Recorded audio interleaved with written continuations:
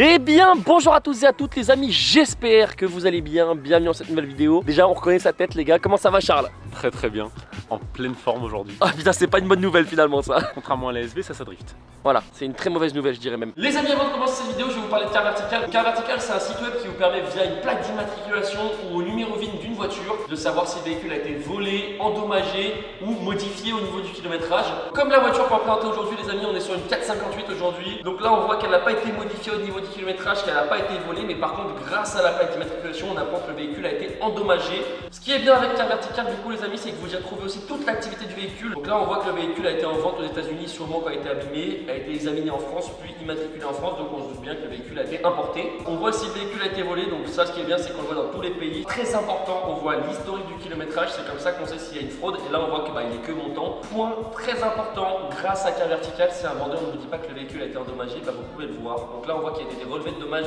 en 2019, on voit le prix de vente du véhicule endommagé, donc on voit qu'il a été vendu 70 000 €. Et là, le plus important dans l'histoire, on y retrouve des photos du véhicule endommagé. Dites-vous que juste avec votre plaque d'immatriculation, vous pouvez voir tout ça. Et là, on voit que vraiment la voiture, elle a pris super cher. Donc pensez les amis, avant d'acheter une voiture, à faire un Car Vertical. D'ailleurs les amis, si vous voulez faire un rapport Car Vertical, vous avez moins 20% sur vos rapports Car Vertical grâce au code promo qui est juste au-dessus de mon doigt, G3 Adrien. Et si vous voulez le faire les amis, ça se passe en premier lien dans la description.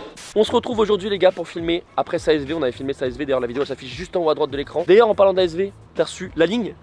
J'ai reçu la ligne hier, j'ai reçu le carton, il a emballé la ligne Gintani.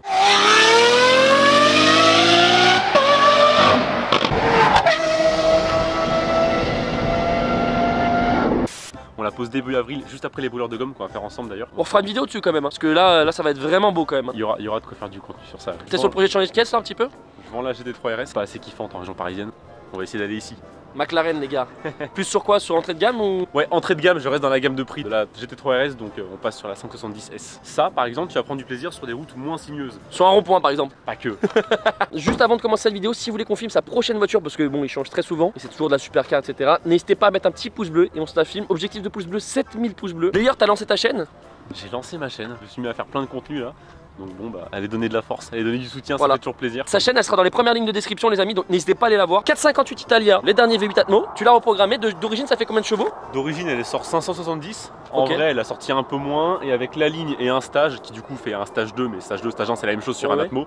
Elle est à peu près à 588 je crois. Avec la GTR on a un peu testé sa Aventador contre ma GTR, on roule exactement pareil. Pourtant la SV elle a 750 chevaux. La 458 on a essayé aussi et elle marche quasiment même peut-être plus fort que ma GTR alors qu'elle a que entre guillemets 580 chevaux. Et tu me disais que tu trouves ça plus coupleux. Il y a une tonne de couple, on dirait pas un Atmo. C'est quelle année celle-ci? 2012 ou 13. Par contre on voit tu vois qu'aujourd'hui ça a pris un petit coup de jeu je trouve. Ouais. Non, ça moi je dis la ligne, tu vois quand t'as une 488, une F8, tu vois que la ligne elle est beaucoup mieux. Et regardez-moi cette ligne du coup bleutée.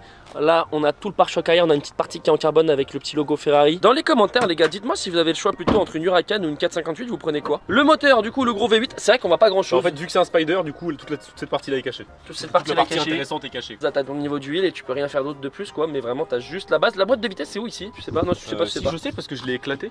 Ah ouais? La boîte elle a fini en morceaux, c'est-à-dire qu'elle a complètement éclaté. J'avais déjà des fissures en fait, et peu de temps après, sur des rétrogradages en route de forêt. C'est-à-dire qu'il y avait de l'huile partout. Et une nouvelle boîte neuve du coup. Et combien ça t'a coûté, c'est pas indiscret? Autour des 25. Mais c'est pas commun d'éclater une boîte sur une 458 si? Je sais pas, mais moi je l'ai fait. Bon en tout cas voilà, on voit pas grand chose, juste le petit logo 458 Spider. Et ce qui est cool les gars, moi ce que j'aime beaucoup sur cette voiture, c'est que là vous avez la petite fenêtre à l'arrière, la petite vitre qu'on peut ouvrir. Et vraiment ça change tout à la sonorité de la voiture quoi. Ça change tout. Les jantes du coup, couleur alu, avec les étriers de frein céramique, le freinage céramique qui freine j'imagine très bien. Oui. Petit Cavallino juste ici, avec l'étrier de frein, couleur du Cavallino aussi en jaune, carbone céramique de chez Brembo. Voilà, ça vient de chez Brembo, le freinage de chez Ferrari. Le petit Cavallino pareil qui est en option, 1000 € l'option je crois de chaque côté si je dis pas de bêtises. Rien, de toute façon, je l'ai pas acheté neuf, hein, moi je l'ai acheté comme ça. D'ailleurs ça a pris de la valeur un petit peu. Ça a pris un peu de valeur. À l'avant pareil, l'énorme étrier de frein céramique. Là vraiment il est vraiment énorme pour le coup les gars, avec le Cavallino juste ici. Hier on était tous les deux, il y avait un petit rond-point, il m'a dit je fais le rond-point. Je lui dis bah écoute je me mets au milieu comme ça je te filme. D'ailleurs je vous mettrai la vidéo juste après. Et en fait j'ai été attiré par Adrien, c'est-à-dire que il est monté sur le rond-point. Un peu trop s'approcher de lui, je suis monté sur le rond-point, regardez. T'as arraché la jante? Ah ouais, je pensais que c'était le pneu. Vous allez me prendre pour des fous les gars, mais je trouve que cette partie là du feu et de la petite entrée d'air sur le côté ça fait vraiment très spécial, 458 spécial. Après voilà, ça reste plus sobre que la SV, c'est blanc, c'est plus ancien. Ce qui sera cool c'est que la conduite est moins sobre, beaucoup moins sobre avec ça, c'est encore différent. Alors au niveau de l'intérieur les gars, par contre l'intérieur je le trouve juste magnifique. On a un intérieur du coup couleur camel, que du cuir, là un petit peu d'Alcantara. les enceintes JBL, on y retrouve le petit logo Ferrari dans le carbone directement. Et on a vraiment un Alcantara partout dans la voiture et du cuir avec les sièges baquets. Regardez ce qu'il est obligé de faire avec la ligne IPE les gars. Ça c'est un casque de stand de tir, un sonorisant. Donc on a un système ici, il y a des micros, donc on répète le son à l'intérieur pour quand même avoir les sons ambiants, parler au copilote, écouter de la musique, on l'allume et je peux vous jurer que pour faire des revs, pour rouler fort, on est obligé de l'avoir et même ensuite quand je la prends souvent, je le mets quasiment tout le temps. Je pense qu'en vidéo vous n'allez pas vous en rendre compte les gars, mais ma GTR à côté elle ne fait pas de bruit. Sur sa chaîne YouTube, il a une vidéo, il fait le test de décibels. Si vous voulez réellement comprendre pourquoi je porte ça, allez la voir, vous allez voir le nombre de décibels qu'elle sort, c'est juste un truc de fou. Là pareil, on a le tapis de sol 458 italien, on dirait un petit peu un effet carbone, c'est très joli. Pour ce qui est de l'intérieur, moi j'adore vraiment tout le plafonnier là qui est en Alcantara. Cet intérieur je le trouve vraiment magnifique. Et puis même là regardez, on retrouve un petit peu de carbone, le petit logo 458 Spider. Et puis là encore du carbone, du carbone, du carbone, du carbone. Le rupteur à 9000 tours les gars. Donc les gars, on a ouvert la petite vitre juste pour que vous écoutiez bien le démarrage. Engine start les gars, c'est parti. D'ailleurs tu préfères quoi toi, la SV ou ça? À conduire franchement, celle-là. C'est totalement différent. C'est différent, mais en plaisir de conduite, elle est impressionnante cette voiture. En fait c'est ta M4 celle-ci. C'est ta M4. Le compteur du coup qui est siglé jusqu'à 360 km/h. VMAX avec t'as pris combien? Je crois 317. Là on peut gérer l'écran de gauche, donc les données moteurs etc. Tu peux avoir ta pression d'huile en bas. Ici tu as le select drive entre guillemets où tu peux mettre vraiment tous les modes. CT off c'est un petit peu le mode dynamique de l'ESP. Et après quand tu restes sur la droite, là par contre ça te dit voilà, fais gaffe quoi. Surtout que c'est très un peu comme voiture ou ça va? Non franchement c'est ça qui m'étonne, je trouve ça extrêmement fluide à drifter. Et d'ailleurs quand tu roules en CT off en fait t'as plus du tout de traction control, donc elle va patiner en illimité, mais t'as quand même le SP. Et pour faire des glisses dans des endroits on va dire pas sécures, bah, c'est génial en termes de sécurité d'avoir le SP qui vient rattraper. Roue de bosselet juste ici, les clignotants gauche, clignotants droite, le carbone ici c'est magnifique. Le light shift. Petit truc aussi, ça fait bientôt 2 ans que j'ai la voiture, je vous jure que je n'ai jamais fait de launch control alors que j'aime ça en plus, j'en fais avec la SV alors que ça peut niquer la boîte. Il m'a dit j'en fais avec la SV alors que je sais que ça peut niquer la boîte. À la fin de la vidéo on fera un petit test du launch control, vous allez voir ça va être bien vénère. Bon les gars on est à bord de la 458, bon il y a des valves à l'échappement mais tu m'expliquais que le boîtier il marche plus. Ouais faut que je le change. Mais honnêtement moi je pense que faut pas le changer, te prends même pas la tête, roule comme ça tout le temps. Mais c'est vrai que par contre quand c'est une voiture, toi tu roules quasiment que des supercars en daily. Ouais c'est chiant mais dans tous les cas sur celle-là les valves si tu les fermes tu peux pas accélérer pour des problèmes de retour de gaz à l'échappement, donc dans tous les cas faut rouler ouvert. Mais t'as pas envie de te prendre un daily sympa, genre plus confort? Des fois ma GTR j'en ai marre, genre j'ai envie de prendre ma M4 qui est un peu plus confort et tout. Entièrement d'accord avec toi, la 458 me fait ça par rapport à la SV, voilà, elle est confortable par rapport à la SV. Qu'est-ce que tu pourrais reprocher toi à cette caisse? Je vais te refaire la même réponse que l'autre fois, c'est que je comprends la logique d'une voiture que j'achète et celle-ci en défaut j'en ai pas, elle est très bien pour ce pourquoi elle est faite. Et le point fort de cette voiture? Un seul mot, moteur Atmo tout simplement, V8, 9000 tours. Dans le rétro ça rend juste magnifique. Wesh. Ah ouais t'es complètement fou. Wesh. Ah oui il est complètement fou les gars. Wesh. Ah oui oui. Je confirme, il l'utilise pas comme les propriétaires normaux. C'est bon, c'est bon, c'est bon. Ok d'accord.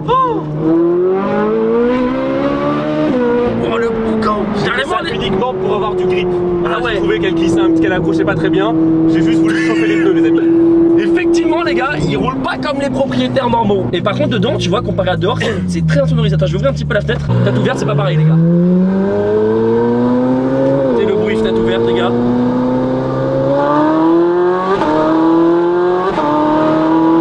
Oh la décharge. Regardez les traces de pneus les gars. Par terre, il y en a partout. Oh là ça va être la guerre les gars. Oh le bruit. Oh la Formule 1 les gars. Le V8 Formule 1, incroyable. Ah ouais le bruit il est incroyable. Oh là le bruit les gars. Oh putain, magnifique. Et là regardez, on est dans le trafic, on n'a pas pris tant de vitesse que ça, mais on a des sensations à un niveau exceptionnel.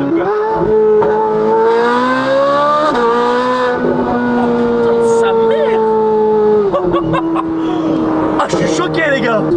Sans accélérer les gars. Tu vois le bruit est juste dingue. Par contre si tu mets un petit coup de gaz.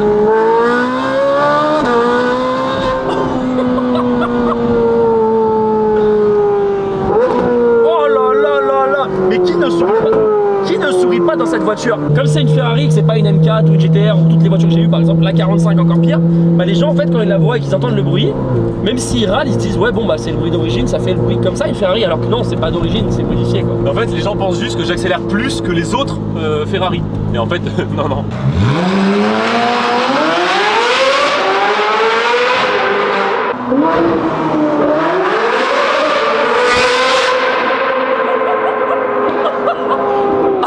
Ça résonne encore, les gars, ça résonne encore, il vient de partir il y a 30 secondes. Ah ouais non, le bruit de dehors ça blague pas du tout. Carrément les gars, je suis sonné. J'ai mal aux oreilles carrément.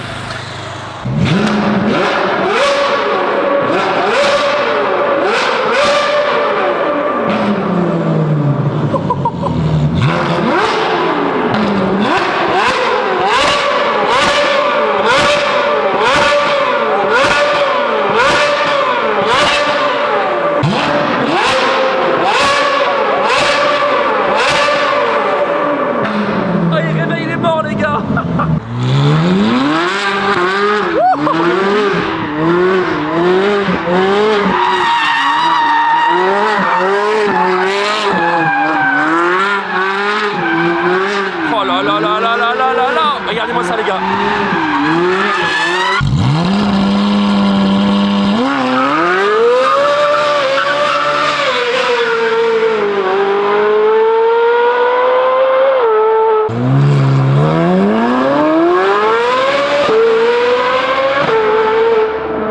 Oh les gars, on est à Spa-Francorchamps pour le Grand Prix de Formule 1 là, mais en 2011.